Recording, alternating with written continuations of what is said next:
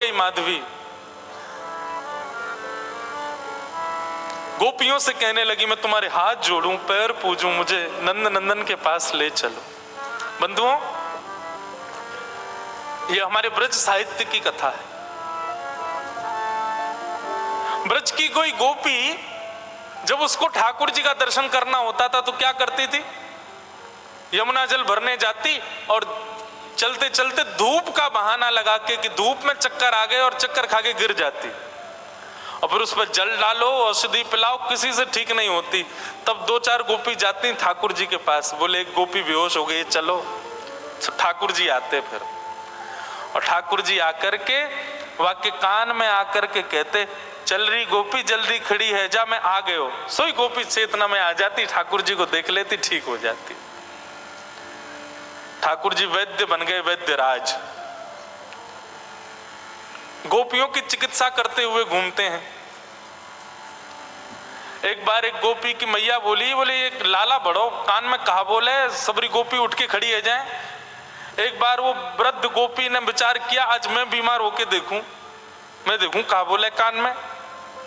उसकी भावना तो कुछ थी नहीं, ठाकुर जी के प्रति प्रेम तो था नहीं। ऐसी चलती चिड़ती हाय राम गिर गई करके बेहोश हो गई।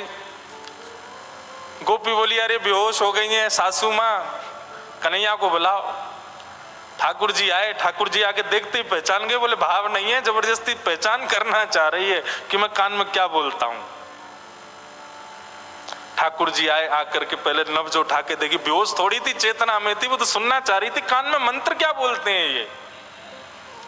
ठाकुर जी ने पहले नब्ज देखी और फिर वो जो पड़ी थी उसकी बहू से बोली, अरे तेरी सासू तो बहुत बीमार रह गई है, या को तो बड़ो वालो मंत्र देना पड़ेगा।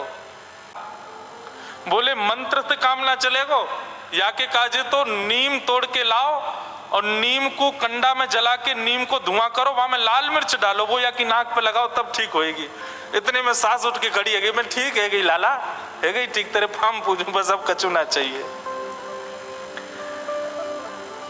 श्याम सुंदर ऐसे गोपियों की चिकित्सा करते हैं। लेकिन आज जब माधवी की स्थिति ऐसी भई, गोपियां कहीं, बोले लाला एक नई गोपी आई है, अचेत पड़ी है, लाला एक बार दर्शन दे दे। बोले कहा नाम है बाको? माधवी। अरे अपने श्रीदामा की बहू। भगवान बोले वो बहू? बोले हाँ। वो ससुराल ते आई का है? बोले हाँ वही। वाकू तो अपना मुख नहीं दिखाऊंगा, अरे बड़ी इतरा रही, मैं बात से पाम पूछ रहा हूं कि अपना मुख दिखाए दे, मुंह को दिखाया हो नहीं माने, पड़ी रहने दो, मैं आऊंगा वाक के पास। वाकू तो मैंने वचन दिया है कि वो तड़पेगी मेरे रूप को देखवे के काजे। ठाकुर जी नहीं गए माधवी से मिलने, क्योंकि ठाकुर जी चाहते थे कि यह विरह वेदना कलयुग में प्रेम लक्षण बन के जन्म लेगा, इसलिए विरह देना पड़ेगा। व्याकुल माधवी, तभी प्रसंग आया गोवर्धन लीला का। इंद्र के मान को मर्दन करने के लिए भगवान श्री कृष्ण ने जब गोवर्धन पूजा का कार्य रखा, सब ब्रजवासी गए, गोपियां गई, हरी माधवी वैसे तो कन्हैया आवे ना है, लेकिन आज सब ब्रजवासी जा रहे हैं, आज तो को कन्हैया जरूर दिख जाएगा, चल। माधवी भी गोवर्धन गई है, लेकिन बंधुओं उसकी दृष्टि में पता नहीं क्या हो गया, उसको सब दिख रहे हैं लेकिन ठाकुर जी नहीं दिख रहे। गोपियों से कहीं दिखे श्याम सुंदर? बोले वो तो घूम रहे सामने, देखे तो ठाकुर जी ओझल हो जाएं, ठाकुर जी कहीं छुप जाएं, मानो कोई लता पत्र अपने आप आगे आ जाए, बाधाएं अपने आप खड़ी होने लगी और त्यों त्यों व्याकुल हो गए माधवी। 56 भोग के बाद जब इंद्र ने अपने मान के प्रभाव से जब मेघ वर्षा की, त्राहिमाम करके सब ब्रजवासी दौड़ने लगे, तब नन्हे से बाल कृष्ण ने 7 कोस लंबे चौड़े गिरिराज पर्वत को अपने बाम हस्त की कन्नी उंगली पर धारण कर लिया। सब ब्रजवासी जाकर के गिरिराज पर्वत के नीचे खड़े हो गए, माधवी भी वहीं खड़ी थी।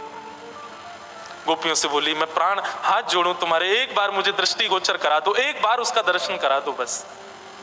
गोपियां जैसे तैसे भीड़ के बीच से लेकर के उस मुख्य स्थान पर गई जहां ठाकुर जी खड़े थे, सबको दर्शन हो रहे थे। लेकिन जैसे ही माधवी पहुंची, माधवी ने जैसे ही उस चट्टान के ऊपर देखा जहां ठाकुर जी खड़े थे, ठाकुर जी का एक क्षण गिरधर स्वरूप दिखा और दिखते ही ओझल हो गया, धुंधला हो गया, मानो आंखों में पानी आ गया। खूब मीड़े, खूब जल डाले, लेकिन ठाकुर जी नहीं दिखे। प्राण निकलने को होने लगे माधवी के, लेकिन निकल भी नहीं रहे हैं। सिर पकड़ के बैठी है, प्राण ही निकल जाए, नहीं दिख रहे हैं। तो चरणों में सर झुका दिया, बोले क्षमा कर दो, मैंने अपनी माँ के गलत उपदेश का पालन किया, जिससे मुख छुपाना नहीं था उससे छुपाया, मुझसे अपराध हो गया नाथ। ठाकुर जी बोले माधवी अब तो तुझे मेरा रूप नहीं दिखेगा, अब तो प्रतीक्षा कर। कितने वर्षों की प्रतीक्षा? ठाकुर जी बोले 1 युग की प्रतीक्षा। अब तो तुझे मेरा दर्शन कलयुग में ही होगा, जाओ अब मेरी विरह वेदना रूपी भक्ति में ही रहो, उपासना करो मेरे रूप की, उपासना करो मेरी, तब जाकर के तुमको दर्शन होगा। माधवी का फिर उसके बाद जीवन केवल नेत्र बंद करके साधना युक्त रहती है, रोती है, विलकती है, लेकिन ठाकुर जी नहीं दिखते उसको। ब्रज की गोपियां भी कभी कभी माधवी के ऊपर तरसती हैं कि बताओ हम कितनी सौभाग्यवंत हैं कि हमको दिख जाते हैं, इसको दिखते ही नहीं है। सब आकर के रूप बताती हैं, आज श्याम सुंदर ने ऐसी पाग पहनी है, ऐसे वस्त्र पहने हैं, ऐसी, उन्हीं का ही चिंतन करके माधवी अपना जीवन यापन करती है। और इसी प्रकार सुन सुन करके ठाकुर जी की रूप माधुरी का अपने जीवन यापन करते हुए अपने प्राणों का परित्याग किया माधवी ने। और वही माधवी की दिव्य चेतना इस आभा मंडल में भ्रमण करती रही।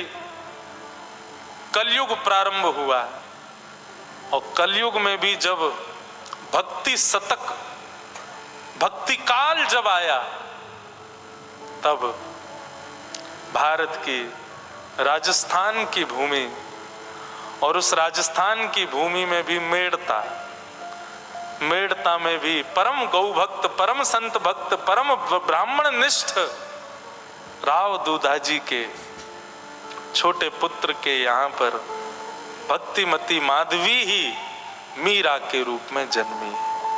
बोलो भक्तिमती मीरा बाई की जय।